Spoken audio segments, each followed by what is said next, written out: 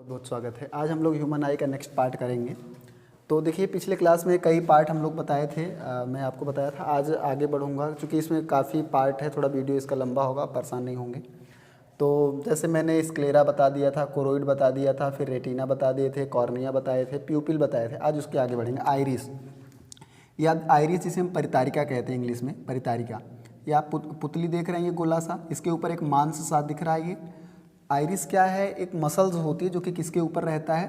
पुतली के ऊपर। जैसे मान लीजिए यहाँ पे देखते हैं, जैसे मान लीजिए ये पुतली है, तो पुतली के ऊपर ऐसे ऐसे मांस घेरे रहती है। पुतली के ऊपर एक मांस पाया जाता है जिसे हम आइरिस कहते हैं, परितारिका कहते हैं। और इसका काम क्या होता है? इसका काम ये है कि जैसे कभी आँख में ज़्यादा प्रकाश आने लगे तो ये इसको घेर लेता है, इसके डायमीटर को कम कर देता है। जैसे मान लीजिए कि आइरिस एक होल है, प्यूपिल का होल है, उसके ऊपर ये आइरिस मांस होती है। तो जब कभी ज़्यादा प्रकाश आने लगता है तो ये कम कर देती है, व्यास को कम कर देती है। और जब कभी कम प्रकाश आता है तो फैला देती है। तो जो पुतली की साइज है, पुतली की साइज़ को कम ज़्यादा कौन करता है? आइरिस करती है। एक काम हो गया। फिर से ध्यान से सुनिए, आइरिस का काम क्या है? आइरिस जब कभी हमारे आंखों में ज़्यादा प्रकाश आने लगता है, जैसे धूप में खड़े हो गए तो देखिए हमारी आंखें बंद होने लगती। तो होता क्या है कि ज़्यादा प्रकाश जाने लगता है तो आइरिस क्या करता है? आइरिस ऐसे घेर लेती है। आइरिस एक मांस है, मसल्स है, किसके ऊपर रहती है? पुतली के ऊपर रहती है। पुतली की साइज़ को घटाती बढ़ाती है। और जब कभी कम प्रकाश आता है, जैसे अंधेरे कमरे में है, तो ये आइरिस क्या होता है? ऐसे फैलती है, तो पुतली क्या होती है? बड़ी हो जाती है। तो जब आइरिस ऐसे सिकुड़ती है तो पुतली जो है ये कम हो जाती है। और जब ये आइरिस फैलती है तो पुतली क्या होती है? पुतली का व्यास बढ़ जाता है, डायमीटर बढ़ जाता है। तो आइरिस का एक काम हो गया, हमारे आंखों में जो प्रकाश कम ज़्यादा करना, वो किसका काम है? आइरिस का। जब ज़्यादा प्रकाश आएगा तो घेर लेगी, कम कर देगी। जब कम प्रकाश जाएगा तो इसको साइज से बढ़ जाएगी, फैल जाएगी, तो प्रकाश ज़्यादा जाने लगेगा। अगला है इसका एक काम, हमारे आँखों को रंग देना। पुतली आइरिस का जो हमारा काम है, एक दूसरा काम है।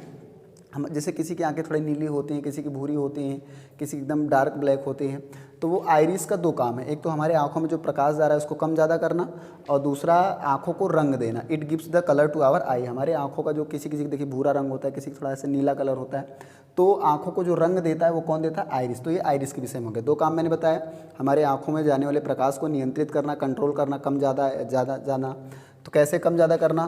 कि जब कभी ज़्यादा प्रकाश आए तो इसे घेर लेती है, आइरिस को, प्यूपिल को घेर लेती है, कम प्रकाश जाएगा। जब कभी कम प्रकाश आता है तो इसे फैल जाती है, ज़्यादा जाने लगता है। इस तरीके से दूसरा हमारे आंखों को रंग देता है। इसके पीछे एक लेंस लगा होता है, लेंस, ये देख रहे हैं लेंस लगा है, ये कॉन्वेक्स लेंस है, उत्तल लेंस लगा होता है। यही प्रकाश की किरणों को ले जा करके मिलाता है, कहाँ पे? रेटिना पे। देखिए प्रकाश की किरणें आ रही हैं, लेंस पे जब पड़ेंगे, यहाँ पे कॉन्वेक्स लेंस लगा है, उत्तल लेंस लगा होता है, और ये कहाँ पे ला के मिला देती हैं? रेटिना पे मिला देती हैं, तो प्रतिबिंब बन जाता है। फिर यहाँ पे देखिए लेंस के ऊपर, यहाँ पे दोनों तरफ देखिए, ऊपर भी और नीचे भी लेंस में ऐसे, जैसे ये लेंस है तो लेंस में ऐसे ऊपर भी और नीचे भी कुछ मांस होते हैं जिसे कहते हैं सिलेरी मसल्स। फिर से सुनिए, लेंस के ऊपर भी और नीचे भी कुछ मांस होते हैं जिसे कहते हैं सिलेरी मसल्स। तो होता क्या है, जब हम कभी दूर देखते हैं, सिलेरी मसल का काम क्या है? The main function of ciliary muscles to change the focal length of lens of आई।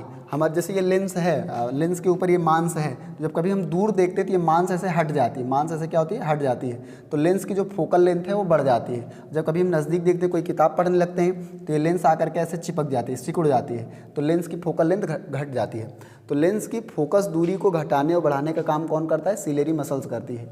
जब हम दूर देखते हैं तो सिलेरी मसल ऐसे हट जाती है, और जब हम नज़दीक देखते हैं सिलेरी मसल आके चिपक जाती है। किसके ऊपर चिपक जाती है? लेंस के ऊपर। तो जब हम दूर देखते हैं तो सिलेरी मसल ऐसे हट जाती है, और जब नज़दीक देखते हैं सिलेरी मसल्स आके चिपक जाती है।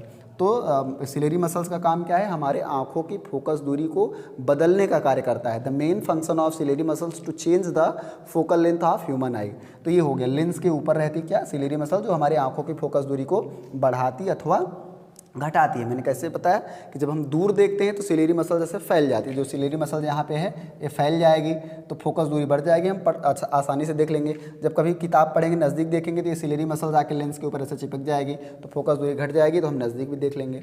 उसके बाद यहाँ पे एक है ऑप्टिक नर्व। यहाँ पे देख लिए क्या है, यहाँ पे ये तो अभी ब्लाइंड स्पॉट है। ऑप्टिक नर्व होता है यहाँ से, जो प्रतिबिंब हमारे रेटिना पे बना है उसको ऑप्टिक नर्व, इसे प्रकाशिक तंतु कहते हैं।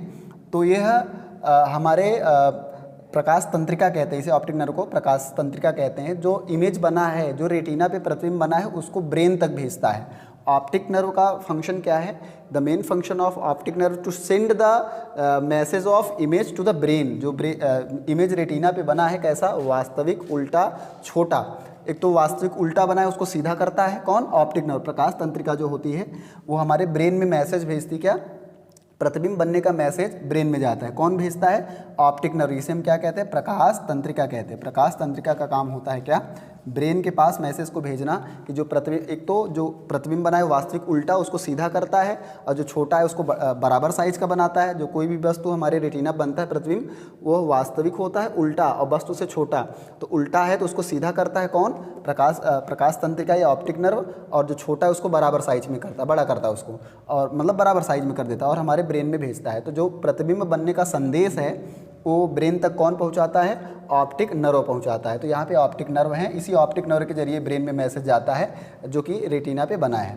अब यहाँ पे एक देखिए, रेटिना पे जस्ट सीधे, लेंस के जस्ट सीधे यहाँ पे एक पॉइंट होता है येलो स्पॉट, इसे हिंदी में कहते हैं पीत बिंदु, येलो स्पॉट। यह एक ऐसा पॉइंट है रेटिना पर, yellow spot is a most sensitive point, और यहाँ पे जब प्रतिबिंब बनता है तो एकदम स्पष्ट दिखाई देता है येलो स्पॉट। और यहाँ पे प्रकाशिक तंत्र जो है आपका ऑप्टिक नर्व, यहाँ इसके ऊपर जो एक पॉइंट है इसे ब्लाइंड स्पॉट कहते हैं। ये वाला पॉइंट है लेंस के जस्ट सामने जो पॉइंट होता है इसे कहते हैं येलो स्पॉट।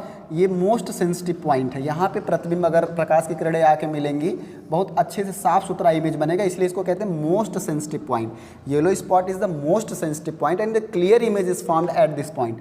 और अगर यही प्रकाश की किरणें आकर के यहाँ पे मिल जाएँ, कहाँ पे, ब्लाइंड स्पॉट। ब्लाइंड स्पॉट कहाँ पे स्थित है, ऑप्टिक नर्व के ऊपर, रेटिना पर ही स्थित है। It is a point situated on the retina and this is the blind spot and it is the least sensitive point. और ब्लाइंड स्पॉट एक ऐसा पॉइंट है जहाँ पे एकदम बहुत धुंधला सा इमेज बनेगा, बिल्कुल दिखाई नहीं देगा, इसीलिए इसको कहते हैं अंध बिंदु। इसको कहते हैं पीत बिंदु और इसको हम क्या कहते हैं, अंध बिंदु। अंध बिंदु का मतलब है यहाँ पे बिल्कुल कुछ दिखाई नहीं देगा। तो ये दो पॉइंट याद रखेंगे। लेंस के जस्ट सामने जो पॉइंट है रेटिना पे उसे हम कहते हैं येलो स्पॉट, यहाँ पे बहुत अच्छे से दिखता है। और ये जो ऑप्टिक नर्व के ऊपर जो रेटिना पे पॉइंट है, अगर यहाँ पे प्रकाश आके मिलेगा तो इसे ब्लाइंड स्पॉट कहते हैं, यहाँ पे बिल्कुल दिखाई नहीं देगा। तो ये दो पॉइंट हो गए, येलो स्पॉट बहुत अच्छे से दिखेगा, ब्लाइंड स्पॉट बिल्कुल नहीं दिखेगा।